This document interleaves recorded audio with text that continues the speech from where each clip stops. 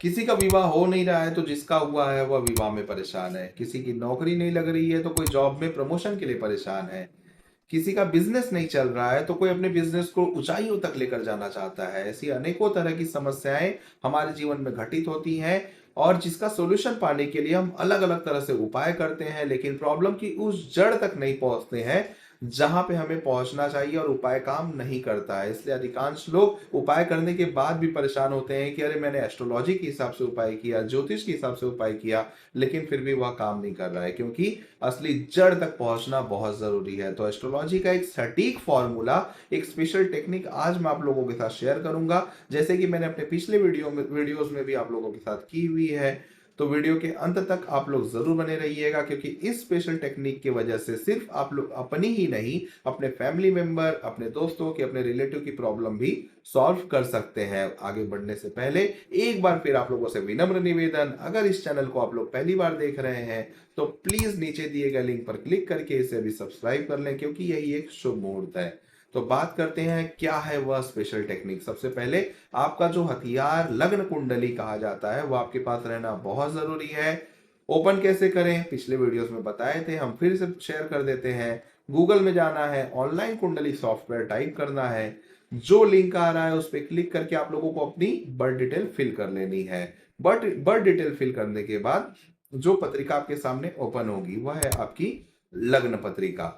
लग्न पत्रिका में आप लोगों को इस बार देखना क्या है, आप लोगों को देखना है कि आपकी कौन सी लग्न की कुंडली है। जैसे कि आपने अपनी लग्न कुंडली ओपन कर ली, पहले भाव में कौन सी राशि लिखी हुई है, किसी में 1 नंबर मेष लगन, 7 नंबर तुला लगन, 12 नंबर मीन लगन, इसी तरीके से डिफरेंट राशि लिखी होगी और डिफरेंट लगन होगा आपका। उसके बाद देखना है कि कौन से दो ग्रह एक साथ एक ही भाव में बैठे हैं। यही सबसे इंपॉर्टेंट चीज आप लोगों को देखनी है। अगर एग्जाम्पल लिया जाए, जैसे कि गुरु और शुक्र, जुपिटर और वीनस एक साथ अगर एक ही भाव में बैठे हुए हैं तो होता क्या है, अगर आपकी शनि की अंतरदशा या महादशा चल रही है या फिर प्रत्यंतर दशा चल रही है, तो अक्सर देखने को मिलेगा शनि भले आपके योग कारक ग्रह हो, शनि भले आपके त्रिकोण या केंद्र में बैठे हो, लेकिन आप अपने लाइफ में अचानक से प्रॉब्लम फेस करना शुरू कर दी है, आपके लाइफ में अचानक से डाउनफॉल हो गया। क्यों? क्योंकि जब गुरु और शुक्र एक साथ किसी भी भाव में बैठते हैं तो अब शनि लग्न कुंडली में कहीं भी बैठे वह खराब रिजल्ट ही लेते हैं, बैड हो जाते हैं, खराब परिणाम देते हैं।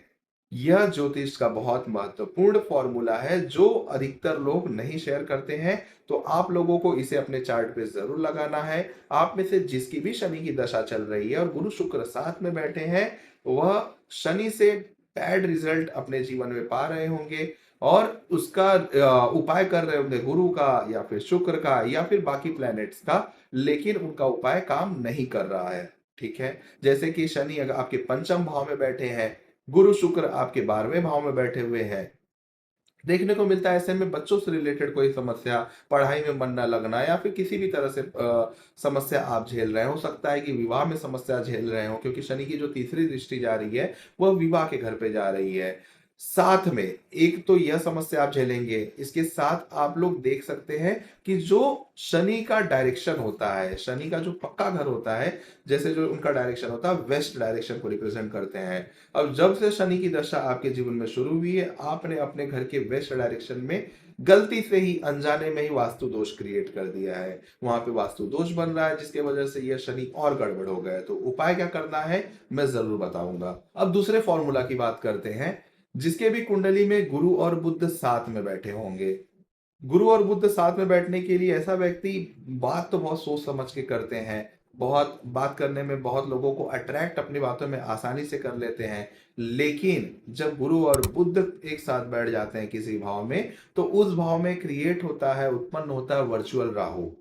तो अब राहु आपका खराब हो गया, गुरु बुध साथ में बैठे हैं, दशा अगर राहु की चल रही है तो अब राहु भले आपके कुंडली में कुंभ राशि में बैठे हो, अच्छे घर में बैठे हो, जहां पे जैसे 3-6 में बैठे हो, लेकिन उसके बाद भी वह परेशान ही करते हैं, क्योंकि गुरु बुध आपके जो जुपिटर और मरकरी है आपके कुंडली में एक साथ बैठे हैं और वह वर्चुअल राहु क्रिएट कर रहे हैं। तो जिस भाव में दोनों लोग एक साथ बैठे होंगे, दोनों ग्रह बैठे होंगे, वहीं पे वर्चुअल राहु क्रिएट हो रहा है। उस भाव में मतलब जैसे फर्स्ट हाउस में अगर बैठे हैं तो आप अपने घर के ईस्ट डायरेक्शन में कोई ना कोई वास्तु दोष क्रिएट किए हैं, जिसे हटाना बहुत ज़रूरी है।